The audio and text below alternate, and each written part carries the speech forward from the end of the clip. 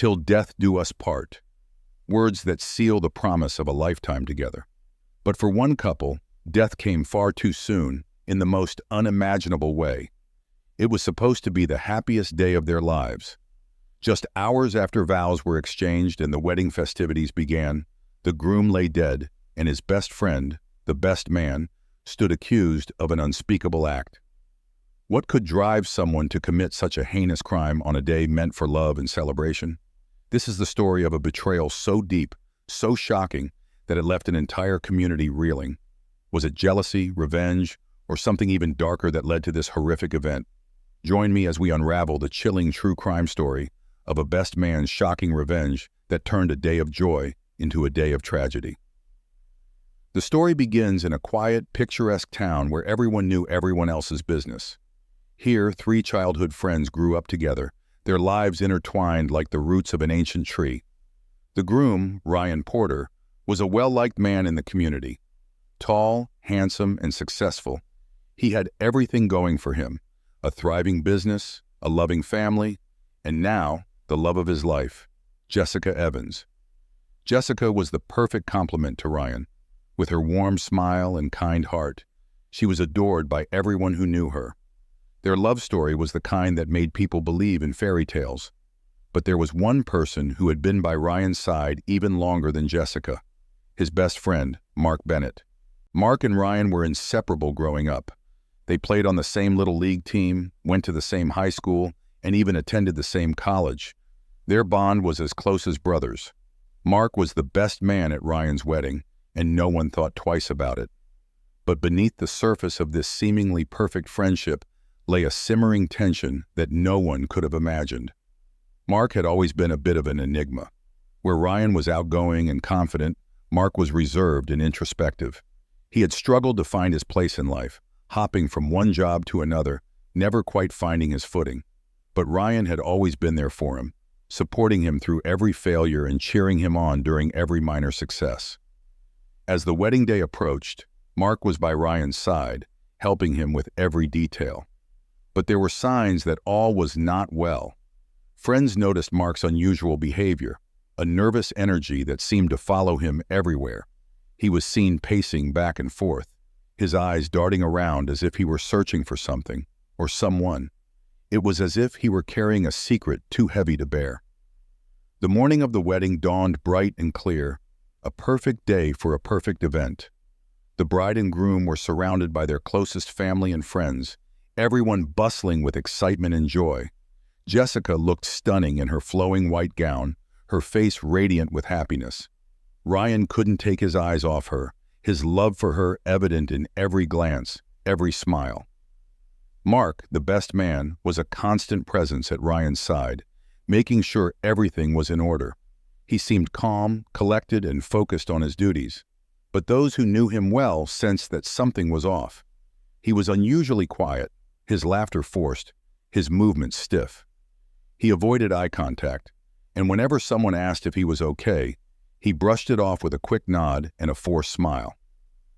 As the ceremony time approached, guests began to fill the church, each one commenting on how beautiful everything looked, how happy the couple seemed.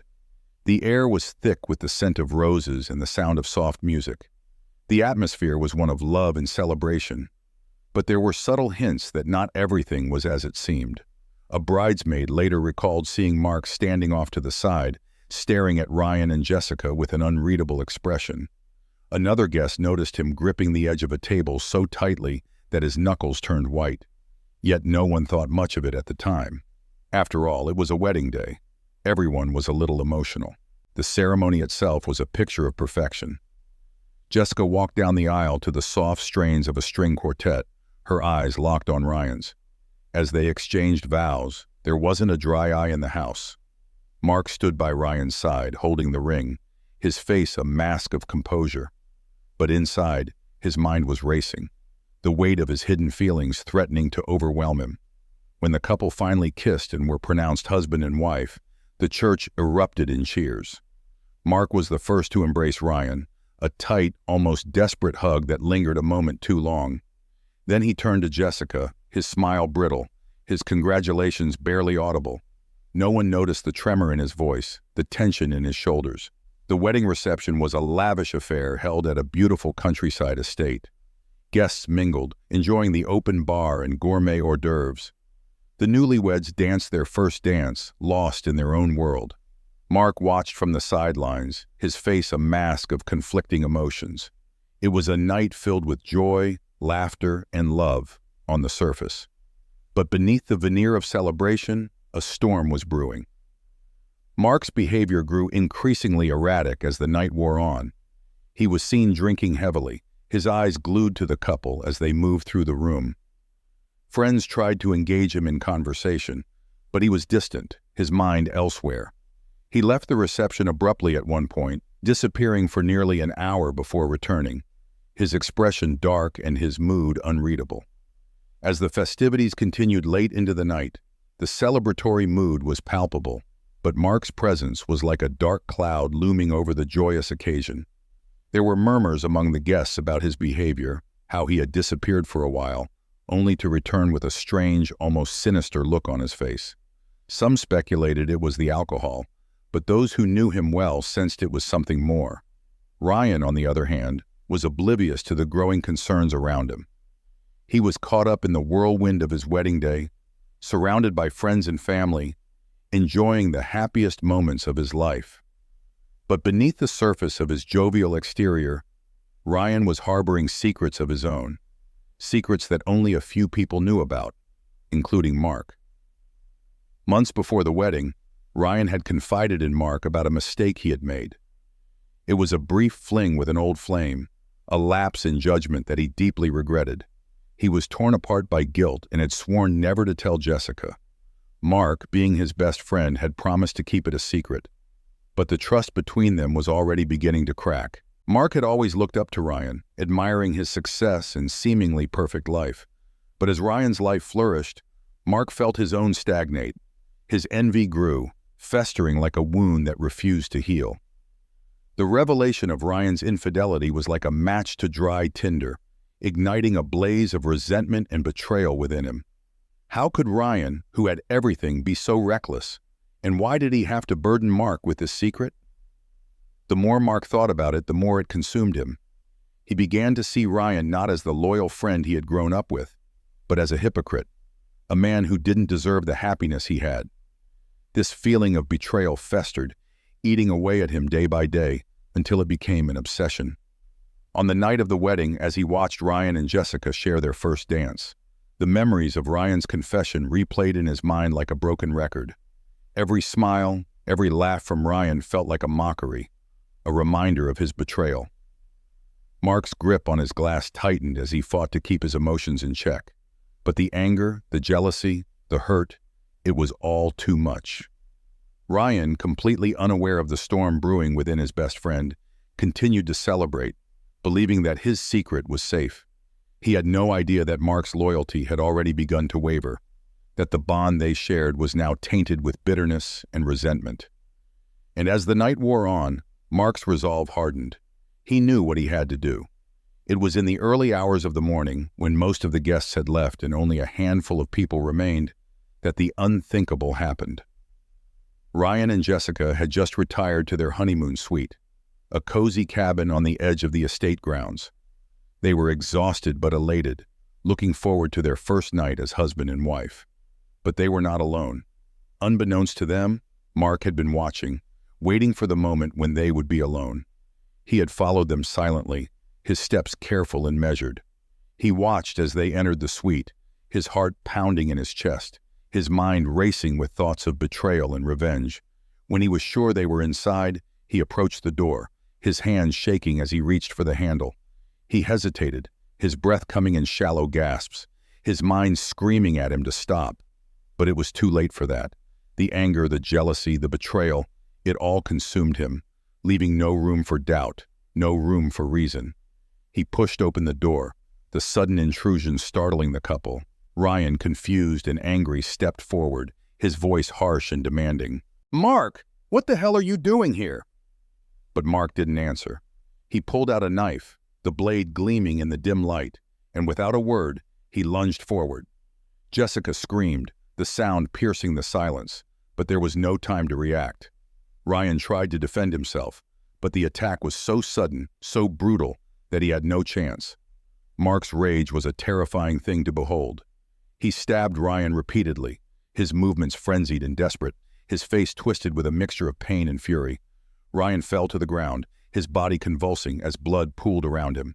Jessica, frozen in shock, could only watch, her screams echoing in the small room.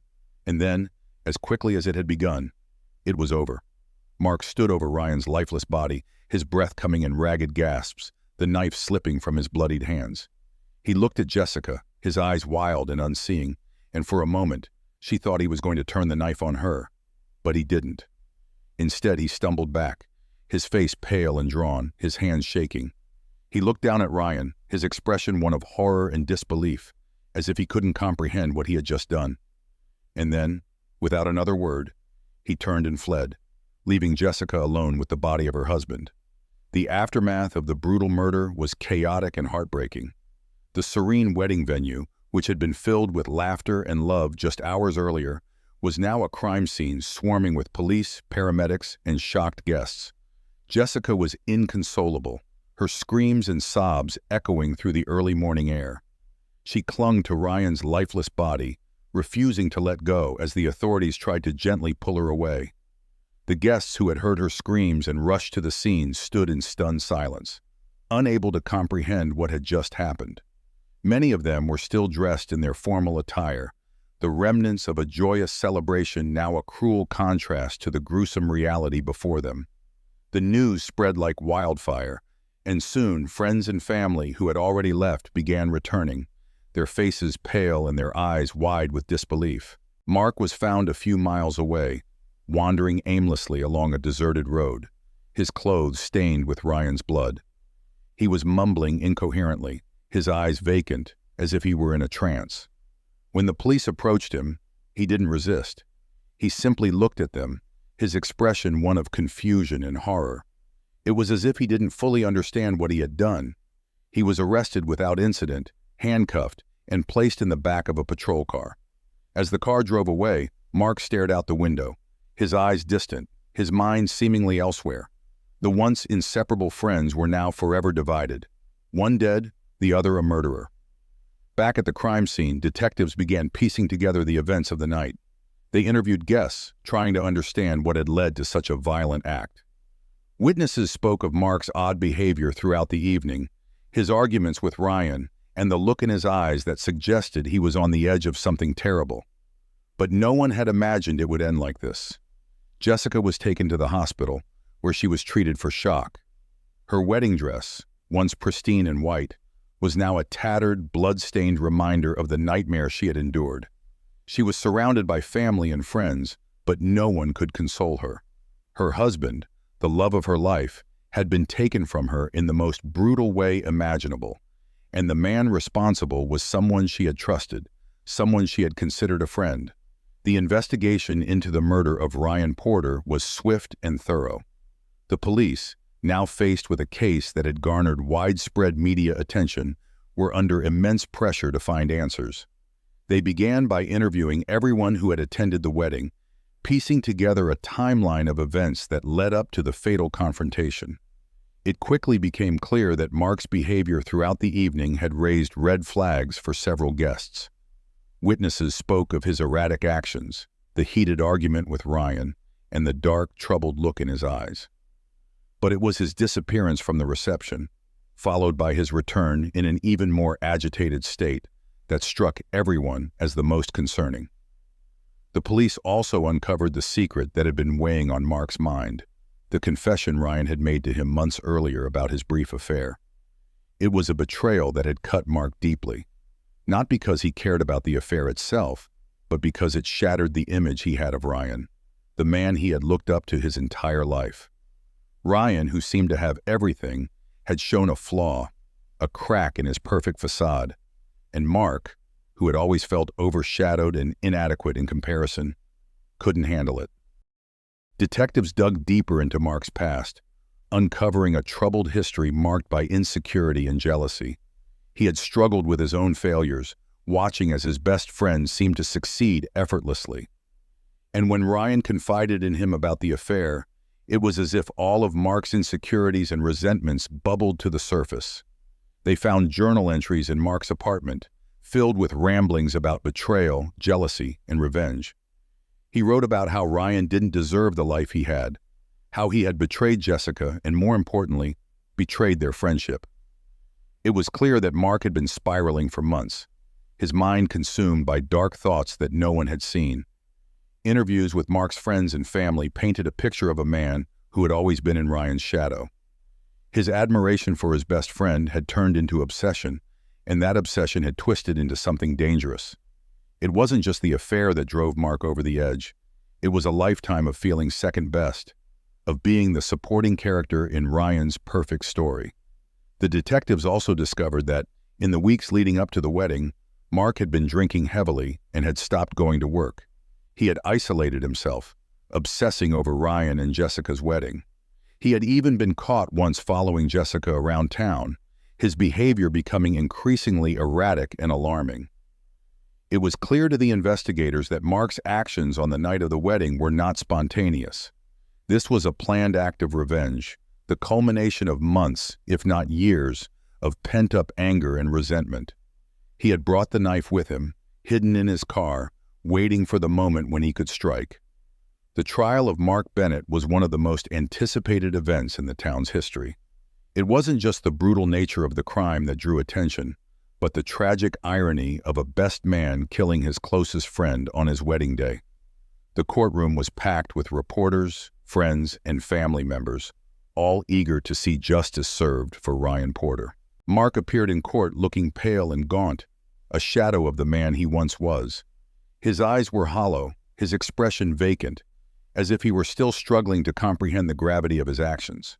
His lawyer, a well-known public defender, argued that Mark was not in his right mind at the time of the murder, that he had been suffering from severe mental health issues exacerbated by alcohol abuse. The prosecution, however, painted a different picture. They presented Mark as a man consumed by jealousy and resentment, a man who had planned the murder in cold blood. They pointed to the journal entries, the erratic behavior, and the premeditated nature of the attack as evidence that this was not the act of a man in the grip of temporary insanity, but rather a calculated, vengeful act. Witnesses were called to testify, including Jessica, who had to relive the nightmare of her wedding day in excruciating detail. She spoke of how she had seen Mark's eyes change in that moment before he lunged at Ryan, how she had felt a chill of fear as she realized that this man, whom she had trusted and considered a friend, was about to take everything from her.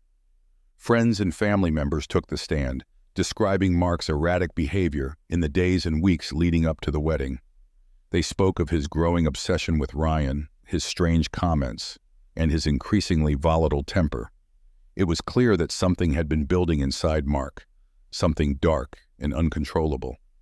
The defense tried to argue that Mark's actions were the result of a mental breakdown, that he had been pushed to the edge by a combination of mental illness and alcohol.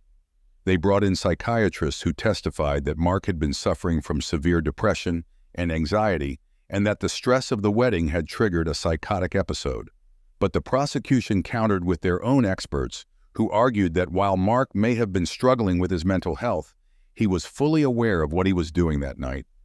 They pointed out that he had hidden the knife in his car, that he had waited until the couple was alone before making his move, and that he had confessed to several people that he felt betrayed by Ryan. The trial lasted for several weeks, with the jury hanging on every word. The town was divided, some believing that Mark was a monster who had killed out of jealousy, others feeling pity for a man who had clearly been struggling with his own demons. But in the end, the evidence was overwhelming. The jury deliberated for just 2 hours before returning with a verdict: guilty of first-degree murder. Mark showed no emotion as the verdict was read, his eyes staring blankly ahead. Mark Bennett was sentenced to life in prison without the possibility of parole, a fate that many felt was too lenient for the crime he had committed. The courtroom was silent as the sentence was delivered, the gravity of the moment sinking in. Jessica, who had sat through every day of the proceedings, left the courtroom with her head held high, but the pain in her eyes was evident. She had lost the love of her life, and the man responsible was someone she had trusted, someone she had considered family. The town, too, was left to grapple with the aftermath of the trial. Mark's family, who had been well respected in the community, now found themselves shunned and isolated. People whispered behind their backs, wondering how someone they had known for so long could have raised a murderer. The community was divided. Some felt sympathy for Mark's parents, believing they were also victims of this tragedy. Others blamed them, saying they should have seen the signs, done something to prevent the horror that had unfolded. It was a painful, complicated situation, and there were no easy answers. Most of all, there was a sense of loss, a feeling that the town would never be the same. The murder of Ryan Porter had shattered the illusion of safety and friendship that had defined the community. It was a wound that would take years to heal, if it ever did. In the weeks following the trial, Jessica struggled to come to terms with what had happened. She couldn't escape the memories of that night, the image of Mark standing over Ryan's lifeless body haunting her every waking moment. She was consumed with guilt and anger, questioning everything she thought she knew about Mark and Ryan. Had there been signs she missed? Could she have done something to prevent this? The questions tormented her, and there were no answers. She withdrew from the world, retreating into herself, trying to find some semblance of peace in the chaos of her shattered life. Ryan's family was equally devastated. They had lost a son, a brother, a beloved member of their family, and they were struggling to make sense of it all. They couldn't fathom how someone they had welcomed into their home, someone who had been like a second son, could have done something so heinous. They tried to support Jessica, but they were grieving too. The shared pain brought them closer, but it was also a constant reminder of the tragedy that had ripped their lives apart. The funeral was a heartbreaking affair, the church filled with people who had loved and admired Ryan. His parents stood at the front, stoic and broken, as they said goodbye to their son. Jessica sat in the front row, her eyes red and swollen from days of crying. She listened as people spoke about Ryan, their voices choked with emotion, sharing memories of his kindness, his generosity, his infectious smile. She felt numb, the grief too overwhelming to process. As the service ended, she found herself standing by his grave, staring at the freshly turned earth. She couldn't believe he was gone. It felt surreal, like a nightmare she couldn't wake up from. She placed a single white rose on the grave, her hands trembling. "I'm so sorry, Ryan," she whispered, her voice breaking. "I should have seen it coming. I should have protected you." But there was nothing she could have done. The realization was both devastating and freeing. Mark's actions were his own, the result of a darkness that none of them had seen coming. It wasn't her fault, but that didn't make the pain any easier to bear. The town tried to return to some semblance of normalcy, but the shadow of the tragedy loomed large. The once bustling community was now subdued, the joyful gatherings and events replaced by a somber silence. Ryan's death had left a void that could never be filled, and the circumstances of his murder had scarred the town in a way that no one could have anticipated. Businesses struggled as the constant media attention deterred tourists and visitors. The wedding venue, once a popular spot for couples starting their new lives together, remained closed, the owners unable to bring themselves to reopen it after what had happened. The site of the murder became a place of quiet reflection, a reminder of the tragedy that had unfolded there. The story became a part of the town's history, a dark chapter that would be told and retold for generations. It was a reminder that even the closest bonds could be broken, that even the deepest friendships could turn deadly. It was a story that had no winners, only loss and regret. For Jessica, the journey to healing was long and difficult. She found solace in small things, photographs, letters, memories of happier times. She knew she would never fully move on, but she also knew that Ryan would want her to live, to find happiness again. And so she tried, day by day, to pick up the pieces of her shattered life. The media frenzy that followed the trial was relentless. News outlets across the country picked up the story, and soon it became a national headline. The shocking nature of the crime, a best man killing the groom just hours after his wedding, captured the public's imagination. Reporters camped outside the courthouse, covering every detail of the trial, while talk shows and news programs debated the tragic event, and the factors that could have led to such a horrifying act. The small town, once known for its peaceful charm, was now the center of unwanted attention. Journalists interviewed residents, probing for any signs that Mark had been capable of such violence. Friends and family were hounded by the press, their grief and shock on full display for the world to see. The story sparked discussions about mental health, jealousy, and the fragility of human relationships. Experts weighed in, speculating on what could have driven Mark to such an extreme. Was it a mental breakdown, a lifetime of pent-up resentment, or something even darker? Everyone had an opinion, but no one had concrete answers. Jessica, now in the public eye, struggled to cope with the constant attention. She was portrayed as the tragic widow, a victim of circumstances beyond her control. But the intrusion into her life, the endless questions and speculations, made it impossible for her to grieve in peace. She issued a statement through her lawyer, asking for privacy, but the media continued to follow her every move. The town tried to move on, but the shadow of the crime lingered. Businesses suffered as the constant media presence deterred tourists and visitors. The community, once tight-knit and private, felt exposed and vulnerable. The tragedy had not only taken Ryan's life and shattered Jessica's, but it had also left an indelible mark on the town itself, turning it into a symbol of unimaginable betrayal. As the media coverage died down and the town slowly began to heal, people were left reflecting on the deeper issues raised by the tragedy. How could a friendship that had lasted a lifetime end in such horror? What could drive someone to betray not just their best friend, but also their own sense of morality? Psychologists and social commentators analyzed the case, exploring the dangerous power of envy and resentment. Mark had been Ryan's closest friend, his confidant, his brother in all but blood. Yet it was those very bonds that had twisted into something toxic. Mark's feelings of inadequacy and failure had festered for years, unnoticed and unaddressed. The confession of Ryan's affair had been the final straw, shattering whatever was left of Mark's fragile self-esteem. People who had known the two men struggled to reconcile the Mark they remembered with the man who had committed such a brutal crime. They spoke of his quiet demeanor, his loyalty, his deep bond with Ryan. But they also spoke of his struggles, his failures, and the slow, insidious way those struggles had consumed him. The tragedy became a cautionary tale, a reminder of the thin line between love and hate, admiration and envy.